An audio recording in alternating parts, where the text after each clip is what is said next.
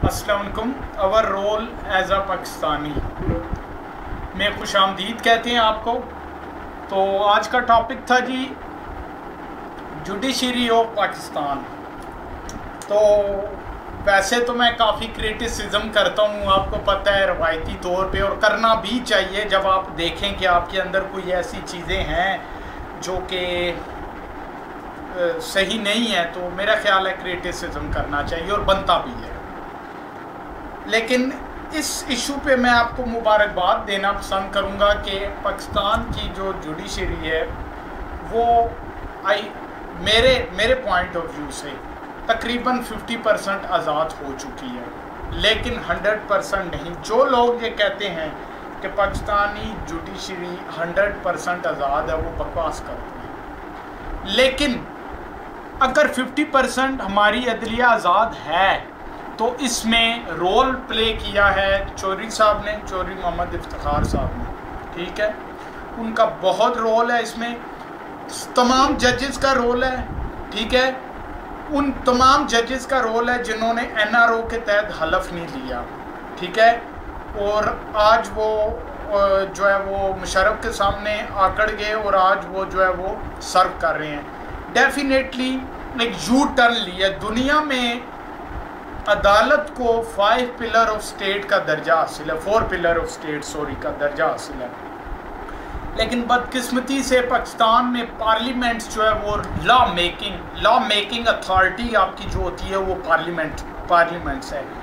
और पिछले 50, 60, 70 सालों, 65 सालों में आप देख सकते हैं कि पाकिस्तान में जितनी भी पार्लियामेंट्स रूल्स करती रही हैं, जिनके बाद मार्शल लॉ लगा है, उनमें डेमोक्रेसी नाम की कोई चीज़ नहीं। जमहूरियत के सम्राट क्या होते हैं वो हम लोगों ने आज तक देखे नहीं। उसी की वजह से किसी एक फर्द वाहिद पॉलिटिकल पार्टी के जो है हाथ में इक़्तिदार रहा, ठीक है।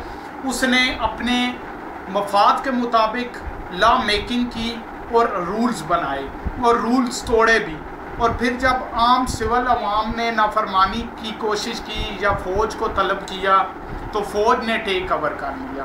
तो बदकिस्मती से जमहूरियत के सम्राट खाने से पाकिस्तान आज भी नाकाम है। ये लम्हा फ़िक्रिया है कि दुनिया में इस वक्त डेमोक्रेसी, पूरी दुनिया में डेमोक्रेसी राइज है, लेकिन पाकिस्तान में डेमोक्रेसी जो चंद कुछ टाइम के लिए राइज की जाती है, उसकी भी ये वजह होती है कि इंटरनेशनल दुनिया को ये बताया जाए डेमोक्रेसी का ड्रामा और उनसे फंड रेजिंग की जाए। बेसिकली तो आर्मी को जो कहा जाता है तो आर्मी टेक ऑफ कर लेती है। लेकिन आर्मी को मैं क्रेडिट देता हूँ, जितने भी मार्शल लॉज लगे उन्हें मैं क्रेडिट देता हूँ। अगर वो मार्शल लॉज ना लगाते तो ये देख लें 5 साल की डेमोक्रेसी चल रही है, मुल्क डूबने पे आ गया, तो ये मुल्क डूब जाता, ठीक है। आर्मी एक वेल स्टैब्लिश इदारा है, ठीक है, जिसकी क्रेडिबिलिटी पे आप ज़रा भी मतलब है आप पॉइंट नहीं उठा सकते उसकी क्रेडिबिलिटी पे।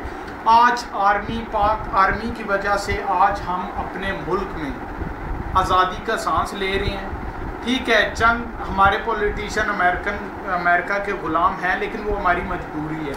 वो पॉलिटिशियंस की जो है ना वो लैक ऑफ कॉन्फिडेंट और लैक ऑफ नॉलेज की वजह से इंटरनेशनल टेररिज्म के ख़िलाफ़ जो हमने दुनिया की जंग को अपनी जंग बना ली है, वो एक बहुत ही बड़ा झटका था पाकिस्तान के लिए। उसके बाद अपनी फ़ौज को इन्वॉल्व कर लिया और अपनी फ़ौज को, अगर हम इस ऑपरेशन को, ये स्वाद में जितने भी ऑपरेशन हैं, इन ऑपरेशंस को अगर हम प्रॉपर क्लियर ना करते तो क्या होता कि हमारी फ़ौज की क्रेडिबिलिटी पे क्वेश्चन था ये, ठीक है। That's why. लेकिन अब आई होप कि हमारी फ़ौज भी अंडरस्टैंड कर चुकी है, क्यानी साहब भी अंडरस्टैंड कर चुके हैं, और मज़ीद जो हमारे आर्मी के चीफ्स हैं वो भी अंडरस्टैंड कर चुके हैं कि मार्शल लॉ जो है वो किसी चीज़ का हल नहीं, और उन्हें सरहदों की हिफाजत के लिए, कौम की हिफाजत के लिए हायर किया हुआ है और उन्हें वही काम करने चाहिए। लेकिन बदकिस्मती से आपकी जो है वो जमहूरियत, आपकी जो है वो पॉलिटिशियंस आपके वो मैच्योर नहीं हुए, अभी भी नहीं हुए। बड़े अफसोस से कहना पड़ता है कि अभी भी वो मैच्योर नहीं है, ठीक है।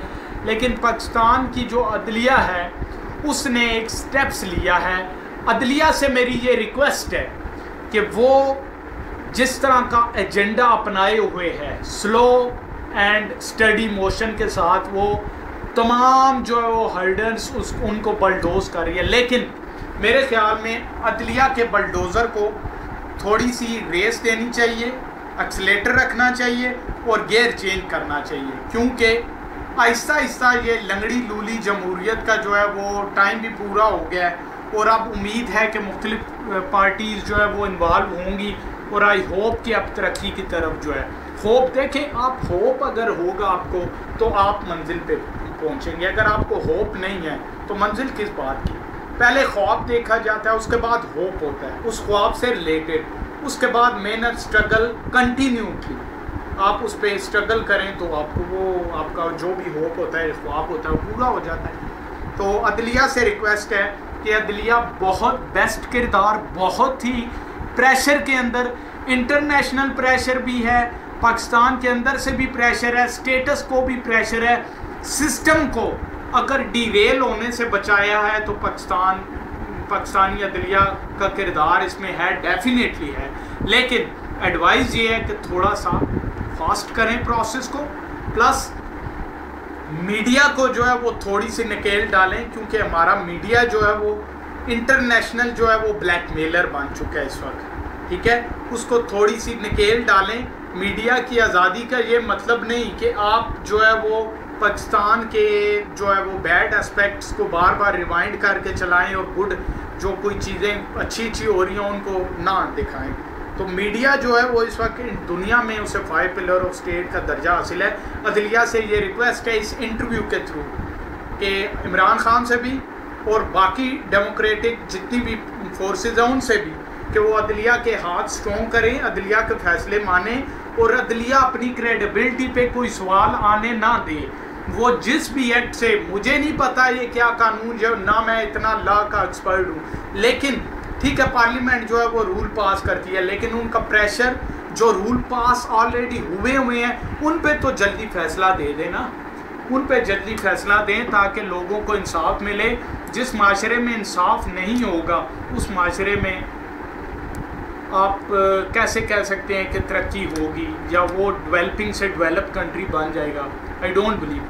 तो सो अदलिया से, चीफ साहब से भी ये गुजारिश है कि वो कोई अच्छे लोग अपने जैसे सेलेक्ट करें, ठीक है, उनको मंजरेआम पे लाएं और जजेस को भी, बाकी जजेस को ये मेरी तरफ से एडवाइस है कि वो देखें कि एक अगर जज आर्मी के चीफ के सामने, पूरी कौम के सामने, उसके बाद मौजूदा गवर्नमेंट के सामने आकर सकता है, अगर अपने असूलों पर वो सौदा नहीं कर रहा तो आप क्यों? ठीक है, अवाम की ताकत सबसे बड़ी ताकत है, ठीक है। अगर आपको कोई देखे ना, चीफ साहब के साथ अवाम थी, क्या क्या हुआ, सब कुछ हो गया ना।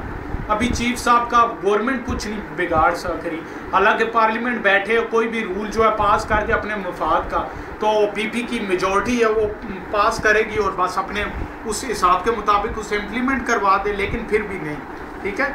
चंद ऐसे केसेस हैं जिनमें वो फंस रहे हैं। अदलिया से रिक्वेस्ट है कि थोड़ा सा गेयर चेंज करे और रेस रखे, टाइम पीछे कम है। इलेक्शन कमीशन को भी मंड के रखे, थोड़ा उसे भी सही मंड के रखे, मीडिया को भी, ताकि किसी को ये पता चले कि कुछ लोग हैं जो आपके ऊपर चेक एंड बैलेंस रख सकते हैं।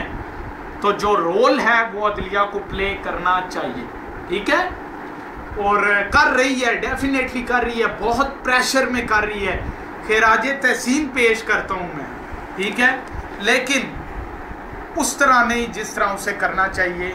मतलब थोड़ा सा वो फास्ट करे प्रोसेस को, बहुत स्लो एंड स्टडी मोशन है। आई नो बड़े बड़े टाइकून्स जो हैं वो अदलिया के रास्ते में रोड़े अड़का रहे हैं और अदलिया को नथ भी डालने की बड़ी कोशिश की गई है, लेकिन चीफ साहब को सलाम कि चीफ साहब ने छोटा मोटा सूखा सिन्हा सब भी बहाल दिया बीच में, ठीक है। तो काफ़ी अच्छी एफर्ट हो रही है, लेकिन फिर वही बात कि एफिशिएंसी डिलीवर, कुछ शो हो, कुछ चीज़ें सामने आए, मतलब लंबा ना करें एक चीज़ को, इश्यूज़ को लंबा ना करें, टॉपिक्स को लंबा ना करें, तो जल्दी जल्दी फैसले सुनाएं ताकि सस्ता इंसाफ डोर टू डोर अवेलेबल हो ठीक है। वैसे तो सारे ये पार्लियामेंट के करने वाले काम है, लेकिन बदकिस्मती से सही डेमोक्रेटिक पार्लियामेंट पाकिस्तान में आज तक नहीं है। पर एनीवे आई थिंक सो के समझ गए होंगे आप लोग भी। आवाम से ये है कि वो अपने रूल्स, अपने राइट्स को उन्हें पता होना चाहिए, स्पेशली यूथ को। और यूथ जो है वो अगर डंडा ले के भी सामने आती है तो आए। आज अगर आप कट मरेंगे, आज अगर आपको अपने हकूक़, अपने राइट्स का पता होगा, ठीक है, तो आप जो है वो इंशाल्लाह लाइफ में कामयाब होंगे।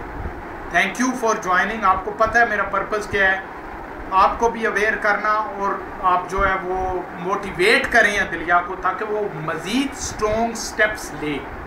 Thank you.